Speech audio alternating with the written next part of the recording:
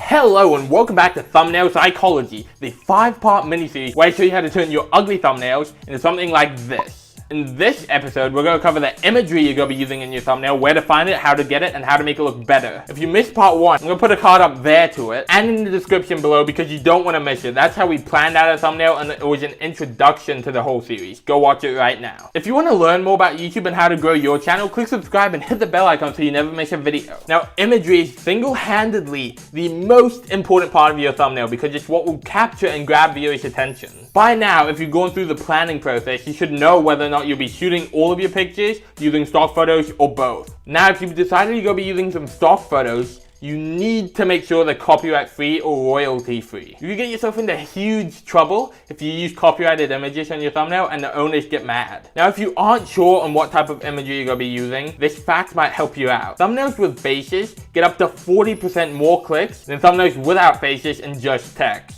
I know I want those 40% more clicks in my videos. Do you? They should definitely consider using either a stock face, your own face, whatever you got to work with. If you don't believe me, which thumbnail would you click on? Now, I've mentioned this before, while using faces, you want to show as much emotion as possible. You don't want a picture of you standing there like this. I'm going to be redoing all of my thumbnail pictures because they don't show enough emotion, the colors aren't as good as I'd like them to be, and I definitely want to improve them. So while shooting your thumbnail pictures, make sure you're showing emotion. Make sure you either look excited, sad, whatever mood you're going for. Here's your tip. Shoot about 8 to 10 photos that you want to be using and cycle through them in each video. That way, you're not continuously shooting new photos for every single video you upload, and it won't be as repetitive because every 10 videos you'll be repeating an image. It's not like every other video or every couple of videos. It's a huge way to save time, and it will really help you out in the long run when you're cranking out 5 videos a week, 7 videos a week. The next thing to consider when making your thumbnail design is the background. You want it to really pop and grab viewers' attention, but you also don't want it to blend in with all the other images in your picture. If you're in your picture and your shirt is blue, you really don't have a blue background. The reason for this is YouTube thumbnails are extremely small. If there's a tiny picture of you and then a blue background, you just go blend right in. Whereas if you're wearing a bright red shirt and you're on a blue background or a green background, you're really gonna pop compared to a blue shirt on a blue background. You also want to change the focus of your background. For example, if this were my thumbnail picture and the background was the background behind me, my backdrop I'm currently using, I would either cut all the way around me and then blur in the background and zoom it in a little bit just to change the focus of it so it's not like I'm just blending into the background. Or I could move it around a bit, zoom it in, do a bit of blur, and just really change the focus of it so I don't blend in with the background. You don't want to blend in with the background. Right now I just blend in with it. If I have a little bit of text up there, I'm just part of the background.